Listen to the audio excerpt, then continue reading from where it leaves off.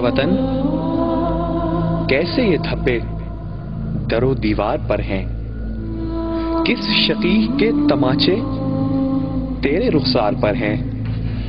ए वतन ये तेरा उतरा हुआ चेहरा क्यों है, उर्फाओ बामे शबिस्ता में अंधेरा क्यों है, दर्द पलकों से लहू बनकर छलकता क्यों है, एक एक सांस पर तनकीद का पहरा क्यों है। किसने माँ बाप की सी आंख ढाली तुझसे, छीन ली किसने तेरे कान की बाली तुझसे, छीन ली किसने तेरे कान की बाली तुझसे।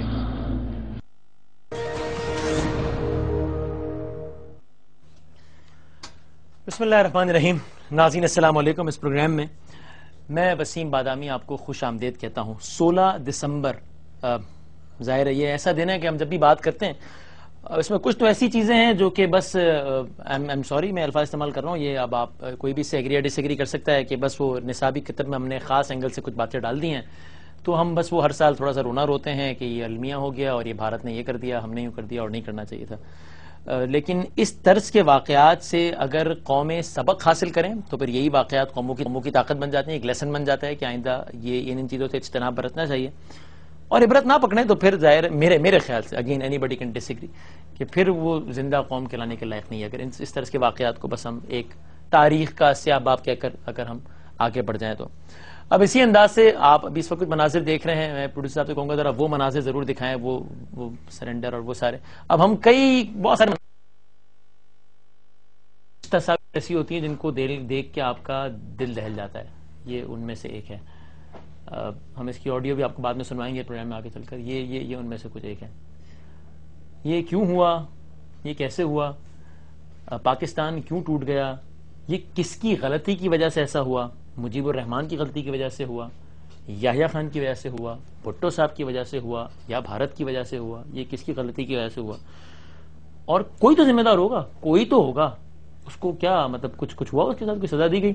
हम हमेशा जब भी जमहूरियत और आमरीत की बात करते हैं तो ये आर्गुमेंट दिया जाता है, सही या गलत, मेरे ख्याल से गलत, लेकिन चलें सही या गलत, कि वो ये कि जनाब एक ऐसा नाजुक मौका आ जाता है जब जमहूरियत या मुल्क में से एक का इंतखाब करना पड़ता है तो हम क्या करें, मुल्क बचाना भी तो जरूरी है, बल्कि मुल्क बचाना तो बहुत जरूरी है, इसलिए फिर जमहूरियत के खिलाफ इक़दाम करने पड़ते हैं, आइन तोड़ना पड़ता है।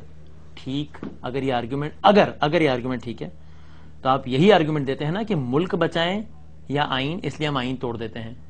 तो आइन तोड़ने वाले को तो सजा देने के पीछे पड़े हुए आप, और बिल्कुल ठीक है दीजिए। मुल्क तोड़ने वाले के साथ क्या किया आपने और मुल्क क्यों टूटा, इन तमाम तर मामलात पे जरा हम आज के प्रोग्राम में बात करने की कोशिश करेंगे और आपको कुछ मनाजिर भी दिखाएंगे, कुछ फुटेजेस भी दिखाएंगे, नॉट एक्सक्लूसिव बट आपने यकीनन बहुत अरसे से नहीं देखी होंगी, और कुछ तल्ख यादों को ताज़ा करने की भी, ताज़ा करने तो सही लफ्ज़ नहीं है, लेकिन उनको इसलिए दोहराएंगे कि जरा अंदाजा हो कि क्या मामलात हुए और क्या नहीं।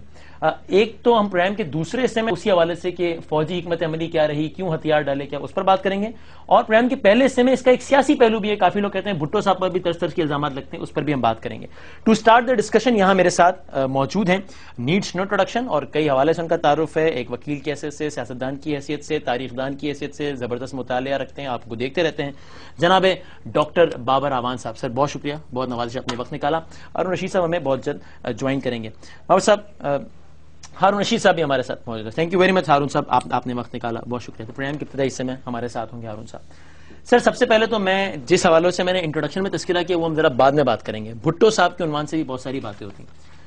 सर पहले तो मुझे बताइए ना, अगर 1970 में ये इलेक्शंस होते हैं, इंतखाबात होते हैं, मशरकी पाकिस्तान में 162 नशिस्तें हैं, 160 में मुजीबुर रहमान साहब जीत जाते हैं, और दूसरी तरफ जो नशिस्तें हैं 138, उसमें 81 में भुट्टो साहब की पार्टी यानी कि पीपल्स पार्टी जीतती है जी। तमाम तर जमहूरी नॉर्म्स के मुताबिक इस इलेक्शन के नतीजे में पाकिस्तान का वजीर आज़म किसको बनना चाहिए था? मुजीबुर रहमान को। तो अगर किसी की ये ख्वाहिश थी, अच्छा नहीं बल्कि और आसान अपने लिए करता हूं मैं, क्यों नहीं बना? ये उनसे पूछिए जिनके पास इख्तियार था, उनसे पूछिए जिनके पास इख्तिदार था। देखिए दो तरह से ये जो बहस चल रही है ना, मीडिया में बहस फीड की जाती है, और आज आपको मुझ पर भी है? नहीं। अच्छा, आपको पता वजाहत करने अगर आपको है तो ये भी नहीं, आप पे हो तो आप मेरे छोटे अजीज हैं, मैं आपसे ज्यादा खुल के कह सकता हूँ। ठीक। فیڈ کی جاتی ہے، اور جو فیلر اور فیڈر والے ہیں، میں ان کے تناظر سے ہٹ کے قوم کے سامنے ایک سیدھا تناظر رکھنا چاہتا ہوں۔ بالکل ٹھیک، بالکل ٹھیک۔ پیراڈائم ہی بحث کی غلط ہے۔ اچھا، ہم صرف اپنی غلطیاں تلاش کر رہے ہیں، ہمیں کوئی جارے نظر ہی نہیں آ رہا۔ اس طرح پتہ لگ رہا ہے جس طرح شیخ مجیب الرحمان صاحب بڑے حاجی تھے، اور اس سے بڑی ایک حاجن اندرا گاندھی تھی، اور اس سے بھی بڑے بڑے کئی حاجی وہاں بیٹھے ہوئے تھے، اور ایک گناہگار اگر کوئی تھے تو وہ پاکستانی اسٹیبلشمنٹ ہے یا پاکستان کے سیاستکار ہیں۔ یہ گناہگار دو ڈھونڈے ہوئے ہیں۔ سوال یہ ہے، آپ آگے جو آرگومنٹ دیں گے اس سے کیا اسٹیبلش کریں گے کہ یہ گناہگار نہیں ہے؟ دو چیزیں، ایک پہلی بات یہ ہوگی، ٹھیک ہے، اپورشنمنٹ میں آئیں گے لوگ کہ کس کی ذمہ داری کیا تھی، اور دوسرا یہ کہنا کہ شہید قائد عوام کا، بھٹو صاحب کا کوئی دور اس زمانے میں تھا۔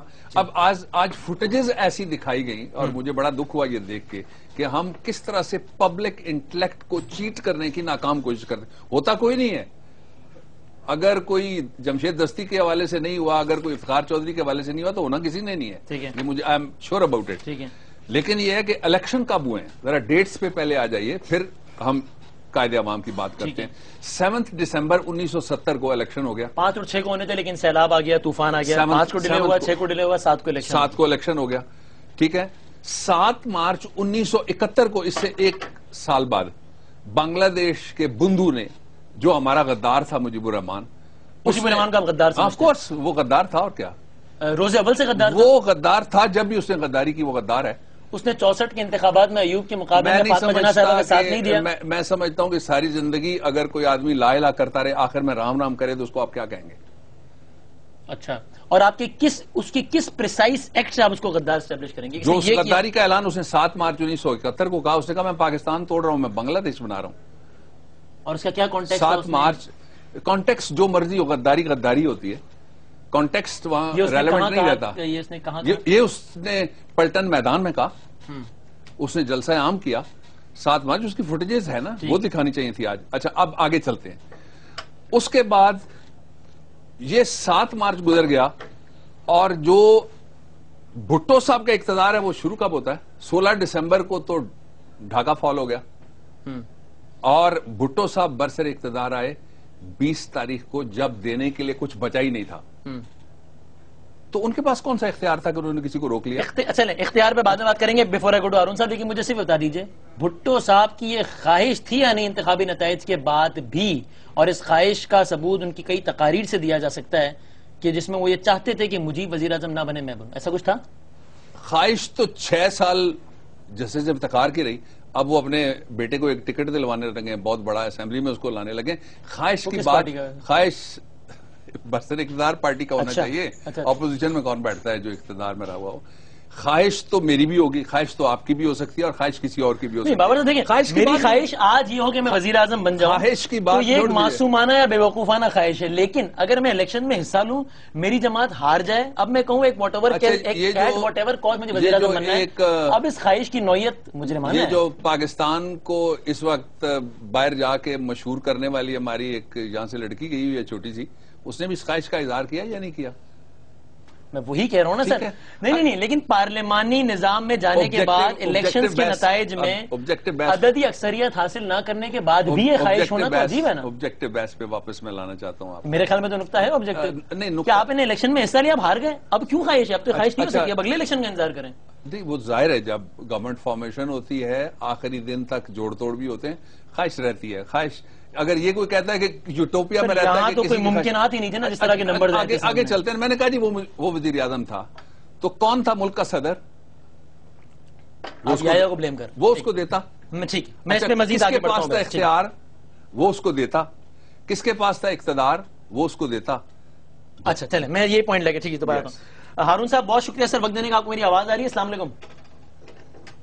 جی بالکل آ رہے۔ ہارون صاحب اس پہ کچھ فرمائیے گا، یہ آرگیومنٹ کتنا زیادہ ریئلسٹک یا اوور سمپلیفائڈ ہے کہ جناب یہ بھٹو صاحب کے دل میں اگر یہ خواہش تھی تو خواہش تو ہونا، اس میں کوئی معیوب بات نہیں، لیکن اختیار تو نہیں تھا، تو اگر مجیب وزیر اعظم نہیں بنا تو اس میں Bhutto sahib is not to be blamed, اور مجیب ایک غدار تھا، بھٹو قائد عوام تھے۔ سر گزارش یہ ہے کہ مجھے آج یہ احساس ہوا کہ بابر امان کتنے ذہین آدمی ہیں، کتنے زبردست وکیل ہیں۔ میں نے 1971 کی پوری الیکشن کمپین کور کی ہے، بھٹو اور یحییٰ خان کا گٹھ جوڑ تھا، جرنیلوں کے ساتھ گٹھ جوڑ تھا. بھٹو چاہتے تھے کہ ملک ٹوٹ جائے تاکہ انہیں یہاں کا اقتدار ملے. یحییٰ خان بھی حوث اقتدار کا شکار تھے، بھٹو بھی، اور بہت سے اور بھی کریکٹر ذمہ دار ہیں. یہاں کا میڈیا ذمہ دار ہے جس نے گمراہ کیا، چھوٹی سیاسی پارٹیاں جنہیں احتجاج کرنا چاہیے تھا. اس سے میں ایگری کرتا ہوں کہ شیخ مجیب الرحمان نے غداری کی، اور اس کا سب سے بڑا ثبوت یہ ہے کہ ڈھاکہ پہنچنے کے بعد جب بھٹو صاحب نے انہیں رہا کیا تو انہوں نے کہا یہ میرا خواب تھا، یہ میرا دیرینہ خواب تھا، اور بھی اس کے بہت شواہد ہیں. ٹھیک ہے. بھٹو صاحب الیکشن جیت گئے تھے مغربی پاکستان میں، ان کا حق تھا کہ پنجاب اور سندھ میں حکومتیں بنائیں، ان کا حق تھا کہ بارگیننگ کریں، لیکن انہیں سٹینڈ لینا چاہیے تھا کہ شیخ مجیب الرحمان کو اقتدار منتقل کر دیا جائے. وہ ایک نیم پاگل سا آدمی تھا، خطابت کے سوا اس کے پاس کوئی جوہر نہیں تھا، انتظامی صلاحیت نہیں تھی، وہ ڈیلیور نہیں کر سکتا تھا. وہ جب ٹیسٹ سے کیا جاتا تو وہ ناکام ہوتا، زیادہ امکان یہ ہے، اور اگر وہ کامیاب ہو جاتا تو سبحان اللہ. ٹھیک ہے. وہ اس کا ناکامی مقدر تھی، اور اس کے بعد وہ اپنا اقتدار اگر کھو بیٹھتا تو میرا خیال ہے اگر اقتدار نہ بھی کھوتا تو بنگالی اس کا محاسبہ کرتے سب سے زیادہ. اور یہاں بڑی مضبوط قوتیں موجود تھیں، فوج موجود تھی، بڑا طاقتور میڈیا تھا، اسے اسلام آباد میں بیٹھنا تھا. اچھا ہارون صاحب، آپ نے سب ذمہ دار ہیں، یہ میڈیا ذمہ دار ہے جس نے گمراہ کیا لوگوں کو، چھوٹی سیاسی پارٹیاں ذمہ دار ہیں جنہوں نے سٹینڈ نہیں لیا، یحییٰ خان ذمہ دار ہے، پوری ملٹری لیڈرشپ ذمہ دار ہے، اور اس فوج کی مشین میں کوئی خرابی ہے کہ اس میں یحییٰ اور مشرف جیسے لوگ آتے ہیں اور جو چاہتے ہیں کرتے ہیں. پھر یہ بھی انہوں نے ٹھیک کہا، اس سے میں ایگری کرتا ہوں کہ انڈیا پہلے دن سے پاکستان توڑنا چاہتا تھا. نہرو نے کہا تھا شبنم کے قطروں کی طرح جو سورج کی اولین کرنوں میں تحلیل ہو جاتے ہیں پاکستان ختم ہو جائے گا. گاندھی یہی چاہتا تھا، انہیں بھی ہم نے بڑا، گاندھی کو تو لوگوں نے تقریباً پیغمبر ہی بنا دیا یہاں پاکستان میں اور انڈیا میں بھی، اور نہرو کو بھی جو قائد اعظم کے مقابلے میں بہت چھوٹا سیاستدان تھا. ٹھیک ہے. میرا خیال ہے کہ تجزیہ کرتے ہوئے ہمیں اپنی محبت اور نفرت پہ قابو رکھنا چاہیے اور ایمانداری سے فیصلہ کرنا. ٹھیک ہے. اور ہارون صاحب، before I go to Babar Rehman صاحب اگین، مجھے بتائیے گا، بہت سارے حوالے دیے جاتے ہیں نا. ایک تو اس ہیڈ لائن کا جو شاہ جی نے لگائی، مرحوم اللہ مغفرت کرے عباس اختر صاحب، خیر انہوں نے وضاحت بھی کی کہ جناب وہ ادھر ہم ادھر تم والا. لیکن ہارون صاحب یہ بتائیے، ایک یہ کہا جاتا ہے جناب کہ دسمبر کے انتخابات کے فوراً بعد بھٹو صاحب نے کہا کہ ملک میں 3 طاقتیں ہیں، فوج، عوامی لیگ اور پیپلز پارٹی، اور حالات کا تقاضا ہے کہ پاکستان میں جی انہوں نے اس سے زیادہ کہا. ان کی وہ تقریر میں نے رپورٹ کی ہے جس میں انہوں نے کہا سندھ اور پنجاب اقتدار کا سرچشمہ ہے، مال روڈ لاہور پہ، اور اس کی چابیاں میری جیب میں ہیں. اور شاہ صاحب نے بالکل صحیح سرخی لگائی تھی اور وہ آخری وقت تک اس پہ قائم رہے. وضاحت کیا ہے؟ وہ تو تقریر میں انہوں نے کہا تھا کہ وہاں اختیار تمہارے پاس، یہاں ہمارے پاس ہو، اسی لیے یہ سرخی لگائی گئی. وہ اس کے مخالف تو نہیں تھے. اور اسی انداز سے بھٹو کو پھانسی دی گئی تو بھٹو، ٹھیک ہے، اس میں نظمیں لکھی عباس اختر نے اور اس کتاب کا عنوان ذکر رکھا. صحیح ہے، صحیح ہے سر. 28 فروری 1971 کے لاہور کے جلسہ عام کا حوالہ دیا جاتا ہے جس میں 3 مارچ کو ڈھاکہ میں ہونے والے قومی اسمبلی کے اجلاس کا بائیکاٹ کا اعلان کیا اور دھمکی دی کہ پیپلز پارٹی کا جو بھی رکن قومی اسمبلی ڈھاکہ کے اجلاس میں جائے گا اس کی ٹانگیں توڑ دی جائیں گی. اگلے دن یحییٰ نے اجلاس ملتوی کر دیا. آن ریکارڈ یہ بات ٹھیک ہے ہارون صاحب؟ جی بالکل 100% ٹھیک ہے. اور اسی پہ تو احمد رضا قصوری والا جھگڑا شروع ہوا. اس نے کہا میں جاؤں گا، صحیح، اس لیے کہ وہ بالکل سادہ سا جذباتی آدمی تھا، مگر وہ نتائج کو سمجھ رہا تھا. ٹھیک ہے. اور عباس اختر بھی نتائج کو سمجھ رہے تھے، اور یہاں پاکستان میں اور لوگ بھی یہ بات کر رہے تھے. ٹھیک. پھر ایک تو آپ کی ذہانت کے تو معترف ہو گئے ہیں وہ آج مزید، لیکن کہتے ہیں کہ ذرا محبت اور تھوڑا سا پھر میں آبجیکٹیویٹی کی طرف واپس. یہ آبجیکٹیویٹی نہیں ہے، آن ریکارڈ کہہ رہے ہیں ٹانگیں توڑ دوں گا، آن ریکارڈ کہہ رہے ہیں طاقت کا. انہوں نے جو کہا مجھے ان کا بھی احترام ہے، ان کی رائے کا بھی میں احترام کرتا ہوں. اتفاق کرنا ضروری نہیں ہے. آپ جو کہہ رہے ہیں آپ کا بھی، آپ سے بھی اتفاق کرنا ضروری نہیں ہے. ذرا تھوڑا سا اب تھوڑا سا وہ آپ چھوٹے ہیں، آپ سے محبت کرتا ہوں. بالکل ایسا ہی، بالکل ایسا ہی. اچھا اب میں آپ جو کتاب پڑھ رہے ہیں یہ اصغر خان ہے، اور اصغر خان آپ کو پتہ ہی ہے نا، اصغر خان پینٹاگون ملتے جلتے نام ہے. میں جو جلسہ پڑھ رہا ہوں اس کا رپورٹر میں آپ کتاب دکھا دیجئے لوگوں کو. کتاب اصغر خان نہ اصغر خان نکلے، نہ تاریخ سے کچھ نہیں سیکھا، بات ختم ہو گئی. اچھا اب آگے چلیے. وہ سر جلسے میں کہیں رپورٹ کیا. اچھا ہارون رشید بھی کہہ رہے ہیں جلسے میں موجود، میں نے صرف راوی کی بنیاد پر ساری کہانی کو تو نہ جھٹلایا. ان کے بارے میں نے تبصرہ کر دیا، ان کے بارے میں بھی ذرا سن لیجئے نا. اب بھٹو صاحب کے بارے میں بھی کیجئے. جو یہ لوگ تھے یہ سارے شکست خوردہ تھے ان کے سامنے، اس لیے ان کے اپنے اپنے موقف ہیں، ان کو کوئی اہمیت تاریخ میں نہیں ہے، نہ ان کی کوئی تاریخی حیثیت ہے۔ وہ جو کہتے ہیں انہوں نے رپورٹ کیا وہ بالکل درست کہتے ہوں گے، یہ بالکل غلط کہتے ہیں اور اس کا سبب ہے۔ اچھا میں اب آپ کو نہیں ہے ان کا یہ تھوڑا سا آگے چلیں، ٹھیک آپ کے جذبات بہت بڑک اٹھے ہیں، پتہ نہیں آپ کو لگ رہا ہے، آپ کو لگ رہا ہے پہلے میں را چیف کی طرف آپ کو لے کے جانا چاہتا ہوں۔ رامیشور ناتھ ان کا نام تھا، کاؤ، آر این کاؤ ان کا اصلی نام ہے۔ انہوں نے لکھا، انہوں نے کہا کہ ہم نے وہاں ٹریگر کی اور ایک نہیں کئی بغاوتیں ہم نے ڈیزائن کی، یہ انہوں نے لکھا، بالکل ٹھیک ہے، نمبر 1۔ نمبر 2 میں دوسرا نام آپ کے سامنے رکھتا ہوں، اور جو دوسرا نام ہے وہ رگھوناتھ صاحب کا ہے، ٹھیک ہے۔ انہوں نے ایک کتاب لکھی اور ان کا پورا نام ہے شری ناتھ رگھوان، رگھوناتھ ان کو کہتے ہیں، اور انہوں نے کتاب کے اندر یہ بات تسلیم کی کہ جب پاکستان کی اسٹیبلشمنٹ جو ناکام ہوئی مذاکرات میں، مذاکرات کر رہی تھی، اس وقت اندرا گاندھی نے ایک ہائی پاور کمیٹی بنائی جس میں ٹاپ لیڈرشپ ہندوستان کی اور ٹاپ لیڈرشپ کانگریس کی شامل تھی، اور انہوں نے اس ساری جو بغاوت تھی اس کا قائد تسلیم کیا کس کو؟ بنگلہ بندو کو۔ یہ دوسری بات۔ اب 2 باتیں اور میں کہنا چاہتا ہوں، پھر میں پوائنٹ پہ آؤں گا۔ آپ یہ اسٹیبلش کر رہے ہیں نا کہ بھارت کا میں تو انکار نہیں کر رہا، یقیناً بھارت کے مضمون مجھے اسٹیبلش کرنے میں کہہ رہا ہوں ہمارے یہاں لوگوں نے بھارت کو اس کا رستہ فراہم کیا۔ ہارون صاحب بھی اسے ڈس ایگری نہیں کر رہے کہ بھارت نے اپنا کردار ادا کیا۔ تھوڑا سا بھارت نے بغاوت چلائی اور فتح حاصل کی، ٹھیک ہے۔ آر این کاؤ، میں نہیں کہہ رہا، اندرا گاندھی نے کیا کیا؟ اس نے کہا کہ میں نے 1947 کا بدلہ لے لیا۔ اس نے کہا کہ میں نے 2 قومی نظریہ جو اقبال کا ہے اس کو میں نے ہند ساگر میں ڈبو دیا۔ اب ہم جتنا بھی تبصرہ کر رہے ہیں نا جی، اس کا اپنا اپنا فوکس ہے۔ آپ کا فوکس ہے پاکستان کے اندر لوگوں کے اوپر یہ تلاش کرنا کہ کس کی کیا ذمہ داری، درست فوکس ہو سکتا ہے۔ میرا فوکس، میرا پرائم کنسرن بھی ہے کہ میرے اندر سے کون یہ آپ کا ہے نا، باہر والوں کو کون موقع دیتا ہے، 42 سال سے قوم اس بات پہ اسی لیے تقسیم ہے کہ اپنا اپنا فوکس ہے۔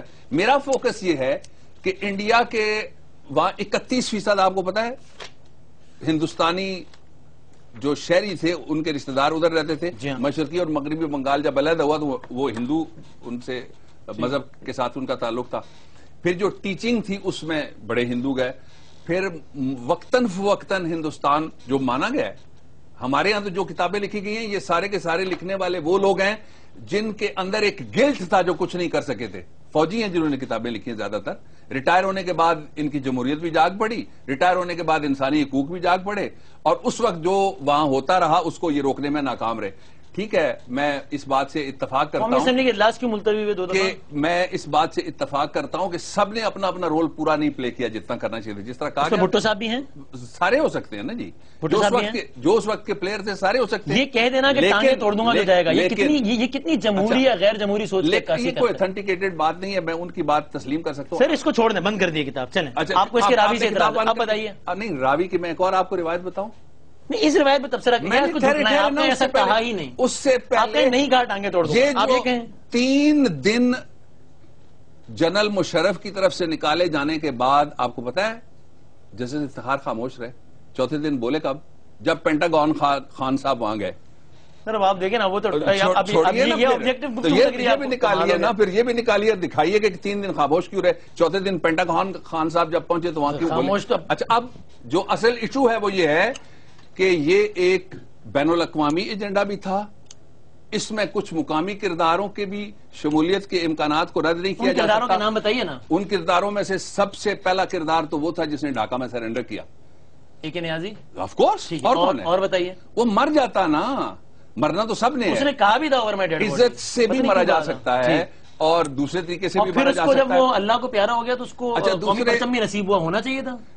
I am not in favor of this, not at all. ٹھیک ہے، Why? ہم اس پہ لیکن دوسرے موضوع دوسرا تھا جنرل یحییٰ خان، لیکن میں ان لوگوں کو کیسے بھول سکتا ہوں، میرے علاقے کا لڑکا ہے اور بہت ہی معمولی سے کاشتکار گھرانے کا بچہ تھا، اور وہ لانس نائک تھا، اور اس لانس نائک نے سرنڈر نہیں کیا۔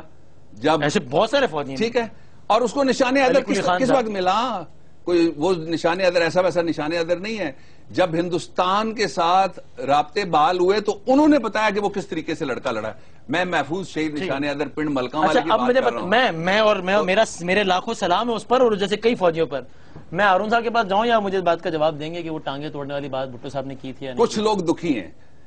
اس کا جواب نہیں دے رہا. آپ کہیں بدامی صاحب غلط کہہ رہے ہیں, کہا ہی نہیں تھا. آپ یہ تو کہتے ہیں. آپ مجھے جھوٹا کہہ رہے ہیں, یہ تو کریں. نہیں, میں آپ کو نہیں جھوٹا کہتا, میں اس طرح کی بات نہیں کرتا, لیکن میں چونکہ اس کا گواہ, کچھ لوگ دکھی ہیں. اچھا کچھ لوگ, آپ کہیں یہ بھی نہیں کہا تھا کہ جب ڈھاکہ آپریشن شروع ہو گیا کے اندر جا کے ویسٹ پاکستان میں آنے کے بعد نہیں کہا تھا کہ شکر ہے پاکستان بچ گیا. اچھا جی, آپ کہیں میں غلط کہہ رہا ہوں. کچھ لوگ ڈھاکہ کے اندر جا کے باقاعدہ ٹیچر ایوارڈ لیتے ہیں, وہاں ان کے ہوٹلوں میں جا یہ مجھے نہیں پتا کس کی بات کر رہے ہیں, وہ لوگ یہاں موجود نہیں ہیں, لیکن آپ نے اس پر تبصرہ نہیں کرنا. وہ لوگ بھی ادھر ہی ہیں, سارے لوگ. ہارون صاحب اس بحث کو ذرا اس سیگمنٹ کے ساتھ کنکلوڈ کیجئے. یہ وہ بالکل ڈیفینیٹلی اپنی بحث اپنے گرد گھماتے ہیں, ویسی بحث انشاءاللہ پاکستان میں نہیں چل سکے. بابر صاحب اپنا, ہارون صاحب بتائیے, قوم ڈیوائیڈڈ سادگی سے اور پوائنٹس پہ بابر امان صاحب نے تبصرہ فرمایا ہے, اس سادگی پہ مر جانے کے علاوہ اور کچھ کہنا چاہیں تو فرمائیے. وہ سمجھتے ہیں کہ جناب یہ ایک بیرونی سازش, یا نیازی اینڈ دیٹس اٹ. دیکھیے وہ ان کی اپنی رائے ہے, میں اس پہ تبصرہ نہیں کرتا. تبصرے کی کیا, اصل میں موضوع پہ کانٹینٹ پہ تبصرہ کرنا چاہیے. صحیح. گزارش یہ ہے کہ وہ توڑنا چاہتے تھے جو کچھ انہوں نے کہا اندرا گاندھی کے حوالے سے, راہ کے حوالے سے, یہ سب کچھ حرف بحرف درست ہے. اس میں میں ایڈ کر سکتا ہوں بہت سی چیزیں. راہ بنائی اسی لیے گئی, پلان کیا گیا. وہ سندھ کو بھی الگ کرنا چاہتے تھے, اس کے لیے انہوں نے بہت کام کیا, پختونستان کے لیے کام کیا. اس وقت وہ بلوچستان کے لیے کام کر رہے ہیں. بڑی بدقسمتی ہے کہ ہمارے دانشوروں میں بہت سے ایسے لوگ ہیں جو انڈیا کی ان تمام سازشوں کی طرف سے جنہوں نے آنکھیں بند کی ہوئی ہیں, اور انڈیا میں بہت سے لوگوں کا یہ ہدف ہے کہ پاکستان کو ختم کر دیا جائے. ہمارے گھر کو باہر سے آگ لگائی گئی, لیکن اس کے مواقع ہم نے فراہم کیے. اگر گھر کے اندر جھگڑا نہ ہو رہا ہوتا, سب لوگوں نے گریبان نہ پکڑے ہوئے ہوتے, لوگ ہوس اقتدار کا شکار نہ ہوتے, کوئی چیز ایسی نہیں تھی جو سیٹل نہ کی جا سکتی, اور فوج لڑ سکتی تھی. میں اس کی الگ سے آپ پروگرام کریں, اس کی تفصیلات بتاتا ہوں. کرنل سلطان نے کہا ڈھاکہ میرے حوالے کر دیا جائے, سرنڈر کرنے کی ضرورت نہیں ہے. اور بہت سے واقعات میں بیان کر سکتا ہوں, لیکن جب آپ لوکل پاپولیشن کو ناراض کر دیتے ہیں, اور اس پہ آپ نے صرف 70 کا یہ نہیں کہ الیکشن رزلٹ قبول کرنے سے انکار کیا, اس سے پہلے آپ نے انہیں اٹانومی دینے سے انکار کیا. مغربی پاکستان سے لوگ مسلط کیے, ان کے حقوق انہیں نہیں دیے, انہیں کمتر جانا, ان کی تحقیر کی, ان کا مذاق اڑایا. ان کا حق تھا کہ وہ گورن کرتے پاکستان کو, میجورٹی ان کی تھی. 1 ووٹ 1 مین کا یہ مطلب ہے. اس کو ٹھنڈے دل سے سوچنا چاہیے کہ کہاں کیا غلطیاں ہوئی ہیں, اسے سبق سیکھا جائے. جو ماضی سے ہم صرف سبق سیکھ سکتے ہیں تاکہ آئندہ ایسی غلطیاں نہ کریں. اور سب سے اہم بات یہ ہے کہ شخصیت پرستی سے گریز کیا جائے اور ہیجان سے گریز کیا جائے, ٹھنڈے دل سے تجزیہ کیا جائے, اور شخصیات کی بجائے عوامل کو دیکھا جائے. آدمیوں سے زیادہ اصول اہم ہے اور انصاف اہم ہے. Thank you very much, so very much. Haroon Rashid sahib بہت بہت شکریہ اس پروگرام کے ساتھ ہونے کا. تھینک یو ویری مچ. ہم ایک بریک لیتے ہیں اور ایک دوسرا پہلو بھی ہے اس اسٹوری کا, ذرا اس پر بھی کچھ ہم بات کریں گے. ایک چھوٹے سے بریک کے بعد اس گفتگو کو آگے بڑھاتے ہیں. بابر اعوان صاحب ہمارے ساتھ موجود ہیں. اس پروگرام میں آپ کو ایک بار پھر خوش آمدید کہتے ہیں, اور آپ کے تاثرات بھی آ رہے ہیں اس پروگرام کے حوالے سے. ظاہر ایک ڈیبیٹ ہے, موضوعات پہ ڈیبیٹ ہونی چاہیے اور سبق سیکھنا چاہیے, اور تلخ حقائق کو بھی میرے خیال سے نہیں بھولنا چاہیے. مثلا یہ ایک بڑا تلخ ویژول ہے جو کہ جنرل محمد جمشید صاحب کا ہم آپ کو دکھانے لگے ہیں. وہ منظر کے جب وہ انڈین آرمی اور پھر اس کے بعد انہوں نے کہا ہتھیار برزمین. یہ وہ تلخ حقائق ہیں جن کو بھی یاد رکھنا چاہیے, اور پھر ان ذمہ داروں کا بھی تعین ہونا چاہیے. اور یقیناً اس سے کسی ادارے کے خلاف بات کرنا, اور جب وہ ادارہ فوج ہو تو پھر تو ہماری آنکھوں کا, یعنی کہ ہمارے سر کا تاج ہے. ظاہر ہے آج بھی یہ فوجی قربانیاں دے رہے ہیں اور ہمارے سر کا تاج ہیں, لیکن برے انڈیویجولز کسی بھی ادارے میں ہو سکتے ہیں, کوئی بھی ادارہ فرشتوں پر مشتمل نہیں ہے.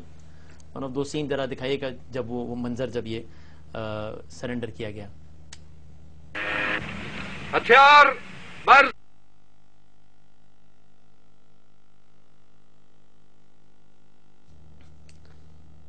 تو یہ ہتھیار بر زمین. اب میں اس کے بعد پھر ایک اور ویژول دکھا کے پھر بابر صاحب سے پوچھوں گا کہ مطلب یہ از اٹ دیٹ سمپل کہ وہ بریگیڈیئر صدیقی صاحب سے اس کے بعد ایک رپورٹر کی کنورسیشن ہوئی بی بی سی کی, تو انہوں نے کہا کہ this was part of game. مطلب یہ کرکٹ میں گلی ڈنڈے میں کھیلے ہار گئے جیت گئے, اور ملک کے لیے اس میں کوئی فرق ہے یا نہیں؟ بابا صاحب سے پوچھوں گا، ذرا دکھائیے بریگیڈیئر صدیقی صاحب انہوں نے کیا کہا اسی ایونٹ کے کچھ لمحوں بعد. It's all right. Part of the game, I suppose. It didn't cause you any qualms? Well, you can understand our feelings. But as the general said, it does happen, and so people have to play the game, and I think it's a part of the game. We have to accept it. بابا صاحب میں ابھی نیازی صاحب کا بھی footage دکھانی ہے. Part of the game, that simple. نہیں، میں تو ہوتا تو یہ میں آواز نہ سناتا نہ دکھاتا اگر میرا اختیار ہوتا. اور اس کے بعد دوسری بات جو سب سے امپورٹنٹ بات ہے، ان کی اکاؤنٹیبلٹی ہونی چاہیے تھی. جو انڈیویجولز تھے، انڈیویجولز، ان کی اکاؤنٹیبلٹی ہونی چاہیے تھی. ٹھیک ہے. اور یہاں ایک چیز جو دکھانے والی، میں نے جس طرح پہلے لانس نائک محفوظ شہید آف پنڈ ملکہ کا نام لیا، اسی طرح سے ان لوگوں کی تعداد سینکڑوں ہے. آپ اگر پہلے بتاتے تو میں آپ کو اپنے گاؤں میں 2 دن پہلے گاؤں میں ہی تھا، لے کے جاتا. میرے رشتہ داروں میں سے درجنوں لوگ وہ ہیں، کلیام آوان میں سے، چونترا میں سے، پنڈ جاٹلا میں سے، میرے گاؤں ہوتلا میں سے، میرے عزیزوں کے گاؤں گولڑا میں سے، جو لوگ گرفتار ہوئے اور وہ 4.5 سال 3 سال تک، کچھ بھاگے بھی، وہ انڈیا کے اندر بند رہے. اور انہوں نے ان کی سفرنگز، اور ظاہر ہے وہ وہاں کوئی ٹرپ پہ نہیں گئے ہوئے تھے، سیر کرنے کے لیے نہیں گئے ہوئے تھے، مادر وطن کے دفاع کے لیے وہ لوگ وہاں گئے ہوئے تھے. لانس نائک کا بیٹے کو بدنام کرنے کا ذمہ دار نہیں. اچھا، میں میجر طفیل کی بھی میں بات کرتا، میں اور لوگوں کی بھی بات کرتا، لیکن چونکہ یہ بات کی گئی ہے اس لیے میں ایک تبصرہ اس پہ اور ضرور کرنا چاہوں گا، اور وہ یہ ہے کہ 93,000 لوگ ہمارے گرفتار ہوئے، کسی ایک کا بھی وہاں پہ ٹرائل نہیں ہوا، اس لیے کہ ہم اگریسر نہیں تھے.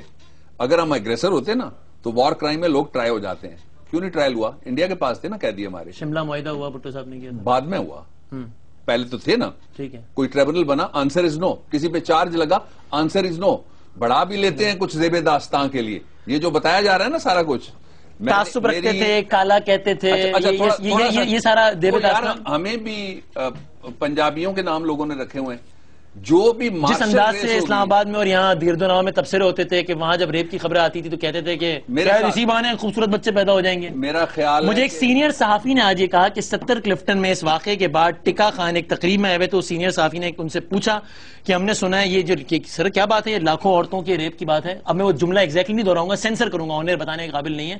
تو انہوں نے، یہ میں بہت مہذب الفاظ استعمال کرتے ہوئے کہہ رہا ہوں کہ نہیں لاکھوں تو نہیں تھے، شواہد ایسے ملے تھے کہ 9,000 خواتین کا ریپ ہوا ہے. اچھا، یہ جو ٹکا خان نے کہا، سن لیجئے نا جی.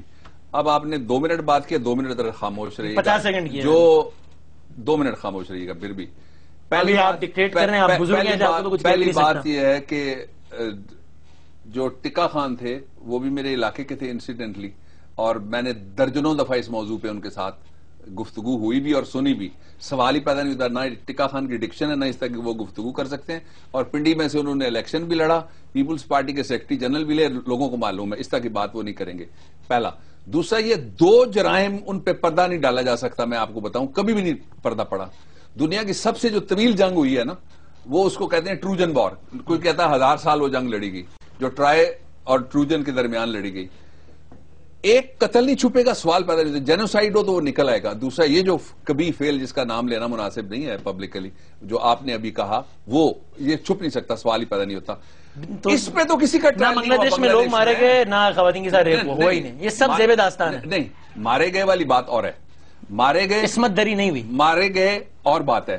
کوئی واقعہ ہوا ہو میرے نالج میں نہیں ہے براہ راست، لیکن جس طرح سے کہا جا رہا ہے نا کہ نسل تبدیل ہو گئی، فلاں ہو گیا، جس طرح سے یہ باتیں. تو یہ جو جرنیل لکھتا ہے کہ نیازی صاحب جو ہے وہ انہوں نے کہا تھا کہ اس فلاں قوم کی نسل بدل دوں گا، یہ بھی نہیں کہا ہوگا. اس جرنیل نے استعفیٰ دیا، اس جرنیل نے فوج کی پینشن چھوڑی، اس جرنیل نے فوج کا پلاٹ واپس کیا، اس جرنیل نے فوج سے ریٹائرمنٹ ہوتے بعد کمیوٹیشن نہیں کروائی. مجھے جرنیل کا نام پتا نہیں ہے، لیکن اس کو تو شرم آنی چاہیے تھی، فوراً سارا کچھ کر دیا. میجر جنرل خادم حسین راجہ نے اپنی کتاب میں لکھا ہے اور اے کے نیازی کو کوٹ کیا. میں کہتا ہوں جو بھی ہے، مجھے نہیں پتا کون ہے. ان آخری لمحات میں بی بی سی کے بہت سینئر کورسپونڈنٹ، ہم ان کے کالمز پڑھتے ہیں، سیکھتے ہیں. وسعت اللہ خان صاحب میرے ساتھ موجود ہے. وسعت اللہ صاحب، سر یہ گفتگو میں ہم نے سیاسی اور دیگر پہلوؤں پہ بات کی. بابر اعوان صاحب کمز وتھ این آرگیومنٹ کہ یہ جو باتیں جناب تعصب برتا گیا، قتل کیا گیا اور اس انداز سے زیادتیاں ہوئی، ریپس کے جو واقعات ہیں، یہ بڑھا دیا ہے فقط زیب داستان کے لیے، اور جو باتیں نیازی صاحب اور ٹکا خان سے منسوب کی جاتی ہیں وہ بھی زیب داستان کے لیے ہی میں نے نیازی کا نام نہیں لیا. نیازی نہیں، ٹکا. نیازی I saw in my life once only. میں کیس کرنے کے لیے گیا تو I saw him in تو نیازی کے کردار کے بارے میں کیا پل فرمائیے گا؟ کانٹیننٹل. مجھے نہیں معلوم تھا اس کا، کچھ مجھے زیادہ علم بھی نہیں ہے. ٹکا خان چونکہ میری ملاقات بھی رہتی تھی پنڈی کے فوجی حکمت عملی ہماری میرے کیسی علاقے رہی سے اس پورے سانحے میں؟ دیکھیں اس فوجی حکمت عملی پہ بحث کرنے کے لیے پہلے آپ کو ڈیموگرافی سامنے رکھنی پڑے گی. یہ کوئی ایسی وار نہیں ہوئی کہ ہم یہاں سے اٹھے اور مارگلا کے پیچھے ہم نے جا کے لڑائی کی اور پھر ہم وہاں پہ ہار گئے. 900 کلومیٹر کا فرق ہے. جب انڈیا نے آپ کا راستہ روکا تو آپ پہلے دبئی جاتے تھے، وہاں سے آپ بینکاک جاتے تھے اور پتہ نہیں کہاں سے گھوم کے آپ ایسٹ پاکستان جاتے تھے، اور جو 3 گھنٹے کا راستہ تھا وہ آپ کو 9 گھنٹے میں طے کرنا پڑتا تھا. پھر مقامی آبادی کے اندر بھی ایک بغاوت تھی اور مخالفت بھی تھی، کچھ جائز باتیں بھی تھیں، کچھ ان کی جائز بیرونیاں بھی تھیں، کچھ ان کے جائز مطالبات بھی تھے. ٹھیک ہے sir, before we go to break, اور پھر آخری 3 منٹ میں بس ایک ذرا منظوم انداز، آپ جب بھی آتے تو میری خواہش ہوتی ہے منظوم انداز سے اختتام کریں، بس 2 منٹ ہی رہ جائیں گے اس کے لیے. کیا یہ صرف اتفاق ہوتا ہے کہ جی ایم سید پاکستان بننے سے پہلے پاکستان کا انتہائی حامی ہوتا ہے، جیلیں کاٹتا ہے، بننے کے بعد پتہ نہیں اس کے ساتھ اس کو وہ کیا کوئی، میں سوری جملہ استعمال کر رہا ہوں کہ پاگل تو نہیں ہو جاتا ہے کہ خلاف ہو جاتے ہیں. بگٹی صاحب کا ایک پورا کردار ہوتا ہے، بعد میں وہ غدار کہلا دیے جاتے ہیں، مخالف ہو جاتے ہیں، پہاڑوں پہ چلے جاتے ہیں لوگ. قبائلی علاقوں کے لوگوں کی اپنی داستان ہے. اینڈ اگین مجیب الرحمان پاکستان کا حامی، پاکستان کے لیے کام کیا، فاطمہ جناح کا ساتھ دیا، پھر پاکستان کے خلاف ہو گیا. یہ اتفاق سے سارے لوگ ایسے ہو جاتے ہیں؟ نہیں، جی ایم یا سید کچھ ہم بھی غلطیاں کرتے ہیں؟ سنیے، غلطیاں تو سارے ہی کرتے ہیں ہم. جی ایم سید پاکستان میں رہے آخری وقت تک، ان کے بچے پاکستان کی پالیٹکس میں، اور دستور کے مطابق انہوں نے الیکشن لڑے. جن باقیوں کے آپ نے نام لیے ان میں سے جو اکبر بگٹی صاحب محسن پاکستان ہے، انہوں نے اس جرگے میں شامل لوگوں نے ان کو بھی غدار جن لوگوں نے، نہیں ان کو کسی نے غدار نہیں کہا، جنہوں نے ان کے ساتھ زیادتی کی. میں نے بھی آرٹیکل لکھا، میں بھی بولا، ہم بھی جدوجہد کرتے رہے ان کے لیے. یہ وہ دوسری کیٹیگری ہے. ان کے اختلافات ہوتے رہے وقتاً فوقتاً اسٹیبلشمنٹ سے، اور ڈکٹیٹروں کی اسٹیبلشمنٹ سے ان کے زیادہ اختلافات. چلیں ٹھیک، ایک چھوٹے سے بریک کے بعد اب اس پروگرام کو ہم ذرا بابا روان صاحب سے کچھ منظوم سنیں گے اور اس آخری کلمات. ایک چھوٹے سے بریک کے بعد اس پروگرام کا اختتام کرتے ہیں. جناب اس پروگرام کے اختتامی حصے میں آپ کو خوش آمدید کہتے ہیں. ذرا کچھ تل حقائق کا اور پھر ان حقائق سے سبق کیا سیکھنا چاہیے ان کا آج کے پروگرام میں جائزہ لینے کی کوشش کی تھی. اور آبویسلی چونکہ اس وقت ملک جن حالات سے گزر رہا ہے، یہ بات بڑی کرسٹل کلیئر ہونی چاہیے کہ کسی بھی ادارے کے انڈیویجولز، جس طرح میں نے کہا کوئی بھی ادارہ ملک کا نہیں اس دنیا کا فرشتوں پر مبنی نہیں ہے، چاہے وہ ہمارا اپنی فیلڈ ہو. ظاہر ہے ہر ادارے میں بلیک شیپس ہوتی ہیں. ان بلیک شیپس کو پوائنٹ آؤٹ کرنے سے ادارے کا وقار مجروح نہ ہو، یہ بات ملحوظ خاطر رکھنا بہت ضروری ہے. اس فوج نے جو قربانیاں دی ہیں اور دے رہی ہیں، اگر وہ ایک نیازی تھا جس کا شرمناک کردار انہوں نے دکھایا، تو ایک نیازی یہ بھی تھے سوات والے جی. تو یہ نیازی سے نیازی تک کی داستان بڑی قابل فخر بھی ہے، مایوسیاں بالکل بھی نہیں ہیں. میں بس آخر میں چاہتا ہوں، چونکہ بابا روان صاحب آپ ہمارے ساتھ موجود ہیں، میں تو یہ سمجھتا ہوں ضرور کہ ان پر تنقید ہونی چاہیے جنہوں نے اپنی ضد نہیں توڑی، ملک توڑ دیا. بس ہم نے کوشش کی سے بات کرنے کی. آخر میں آپ جب بھی آتے ہیں تو چونکہ میں آپ کے انداز خطاب کے ساتھ آپ کے اشعار کے انتخاب کا بھی بڑا فین ہوں ذاتی حیثیت میں، تو میں چاہتا ہوں اگر اس پروگرام کا کسی منظوم انداز سے اختتام ہو تو. اس سے پہلے میں شارٹ سا کامنٹ یہ ہے کہ دیکھیے پاکستان کے پاس ہمیشہ ہی کم آپشنز رہے ہیں. بنتے وقت بھی کم آپشنز تھے، خزانہ ادھر رہ گیا، فوج ادھر رہ گئی، وسائل ادھر رہ گئے. اب بھی ہمارے پاس کم آپشنز ہیں. ان کم آپشنز میں جو ہماری ادارہ جاتی پرفارمنس ہے، میں اس پہ مایوس نہیں ہوں. اگرچہ بہتری کی گنجائش ہر جگہ پہ ہوتی ہے، لیکن کچھ لوگوں نے فوکس کیا ہوا ہے کہ، اور یہ رواج ہوا جسٹس افتخار کے دور میں انفارچونیٹلی، کہ آپ صرف فوج کو رگڑا لگائیں اور پھر آپ اپنی جو آپ کا سیکورٹی انٹیلیجنس اپریٹس ہے اس کو خوب رگڑا لگائیں اور عدالت میں اتار کے تجزیہ کرنا چاہیے. بالکل ٹھیک ہے. اور جو مشرقی پاکستان ہے وہ سب کا مشترکہ درد ہے، وہ مشترکہ دکھ ہے، کوئی اس میں سے مبرہ نہیں ہے. اور آپ نے کہا تو مجھے مشیر کاظمی کی چند اشعار یاد آ گئے، وہ میں آپ کو عرض کر دیتا ہوں کہ پھول لے کر گیا آیا روتا ہوا، بات ایسی ہے کہنے کا یارہ نہیں، قبر اقبال سے آ رہی تھی صدا، یہ چمن مجھ کو آدھا گوارا نہیں، سرنگوں قبر پہ تھا منار وطن، کہہ رہا تھا کہ اے تاجدار وطن، جس کی خاطر کٹے قوم کے مرد و زن، یہ تصور تو ہرگز ہمارا نہیں، کیا فسانہ کہوں ماضی و حال کا، کیا فسانہ کہوں ماضی و حال کا، شیر تھا ایک میں ارض بنگال کا، شرق سے غرب تک میری پرواز تھی، ایک شاہی تھا میں ذہن اقبال کا، ایک بازو پہ اڑتا ہوں میں آج کل، دوسرا دشمنوں کو گوارا نہیں۔